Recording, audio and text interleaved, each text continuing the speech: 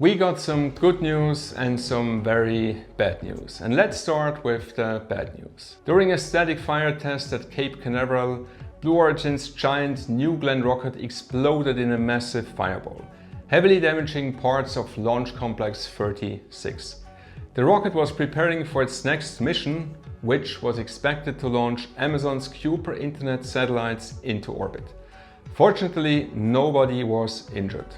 But the impact on Blue Origin, NASA and the entire space industry could be significant. According to early reports, parts of the launch infrastructure suffered major damage and repairs could potentially take months. So what caused the explosion? At this point, nobody officially knows. Blue Origin and the FAA are investigating the anomaly, but no root cause has been identified yet. Early speculation focuses on propulsion systems, fueling operations or ground support equipment. But here's why this matters so much. Because New Glenn is not just another rocket. Many people think Artemis is all about SpaceX and Starship. But NASA's strategy is much broader. NASA wants multiple companies building the future lunar economy. And Blue Origin is one of the key pillars of that vision. Just days before the explosion, NASA selected Blue Origin, Firefly Aerospace, Lunar Outpost and Astrolab for major lunar infrastructure contracts. Blue Origin's Blue Moon lander is expected to transport cargo, scientific equipment, lunar vehicles and critical infrastructure towards the Moon. Lunar Outpost and Astrolab are developing future lunar rovers. Firefly Aerospace will deploy robotic hopping drones designed to explore difficult terrain near the lunar South Pole. NASA's long-term goal is not simply returning astronauts to the Moon. The goal is permanent operations. Habitats, power systems, communications infrastructure, scientific facilities, resource utilization, and eventually a self-sustaining lunar economy. New Glenn was expected to become one of the heavy-lift launch systems, helping transport parts of that future moon-based architecture into space. NASA does not want to depend on a single provider. NASA wants competition, NASA wants redundancy, NASA wants backup options. And Blue Origin is one of the most important backup pillars next to SpaceX. Ironically, this setback for Blue Origin may make SpaceX even more important for Artemis in the short term. Exactly what NASA was trying to avoid by building a multi-provider moon architecture. And that's why this explosion matters far beyond Jeff Bezos. Now let's talk about China. China continues targeting a crewed moon landing around 2030. Its lunar program is advancing rapidly. Every delay inside the Artemis ecosystem potentially helps Beijing close the gap. This is no longer simply a race to the moon. It is becoming a race to establish the first permanent presence beyond Earth. Speaking of the moon, NASA held a major moon-based press conference this week. The agency unveiled new plans for long-term lunar infrastructure and announced additional commercial partnerships. This is perhaps the clearest example yet of the new space economy. NASA is no longer building everything itself. Instead, private companies compete for contracts and develop the technologies needed for lunar exploration. One of the driving forces behind this vision is NASA Administrator Jared Isaacman. Compared with former NASA leaders like Bill Nelson and Jim Bridenstine, Isaacman has brought a much stronger entrepreneurial mindset to the agency. His vision is simple: move faster, partner aggressively with private industry, build a sustainable lunar economy, and ultimately prepare humanity for Mars. Now let's move to Starship Flight Test 12. And overall, this was probably one of the most important Starship test flights ever conducted. Why?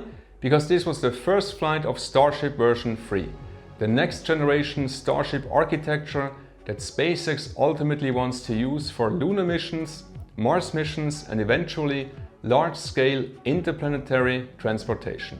And despite some problems, SpaceX achieved several major milestones. For the first time, Starship version 3 successfully reached space and completed most of its planned mission profile. The vehicle deployed 22 Starlink satellites, including camera-equipped satellites that collected imagery of Starship's heat shield during flight.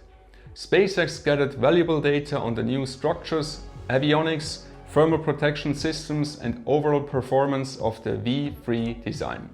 Perhaps most importantly, Starship successfully survived re-entry and completed a controlled splashdown in the Indian Ocean. That was one of the key objectives of the mission. However, the flight was not perfect. During ascent, at least one Raptor 3 engine on the Super Heavy booster shut down prematurely. Later, during the boost back phase, multiple engines failed to relight correctly. As a result, the booster could not perform its planned controlled return trajectory.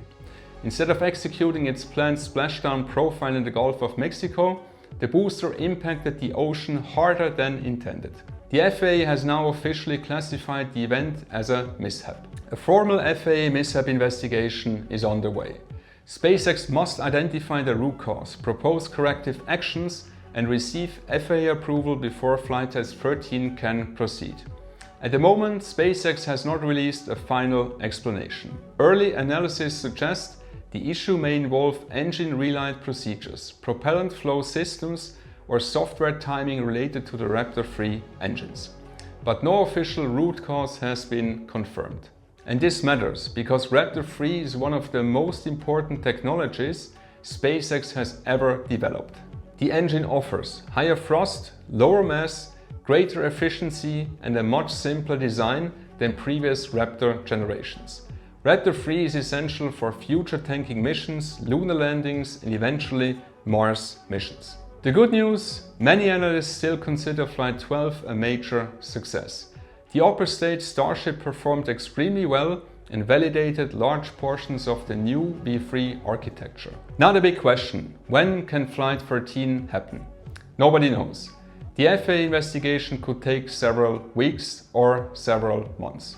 Historically, SpaceX has often resolved investigations relatively quickly, but everything depends on how complex the root cause turns out to be. Optimistically, many observers believe Flight 13 could happen later this summer.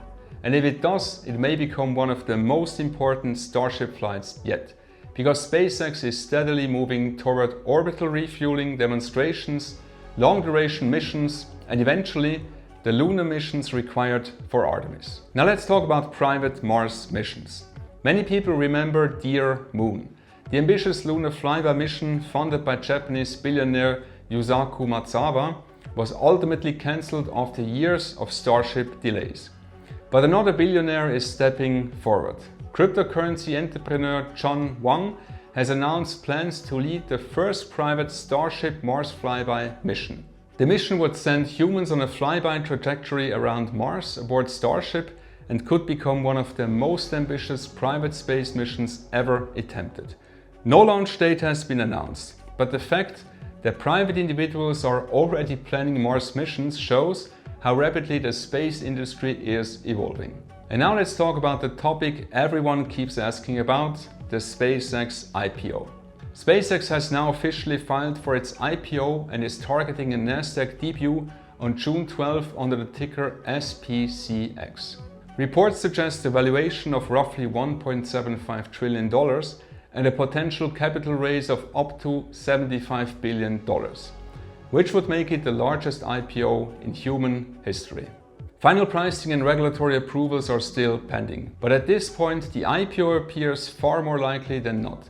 Retail investors would likely be able to purchase shares through brokers such as Interactive Brokers once public trading begins. However, regulatory approvals are still required and final details have not yet been officially confirmed. And finally, Virgin Galactic. Virgin Galactic stocks surged nearly 50% this week. The company resumed key testing activities, analysts upgraded the stock, and investor enthusiasm for space stocks continues to grow. Many investors are betting that renewed excitement surrounding space exploration and the potential SpaceX IPO could lift the entire sector. So what should we watch next week?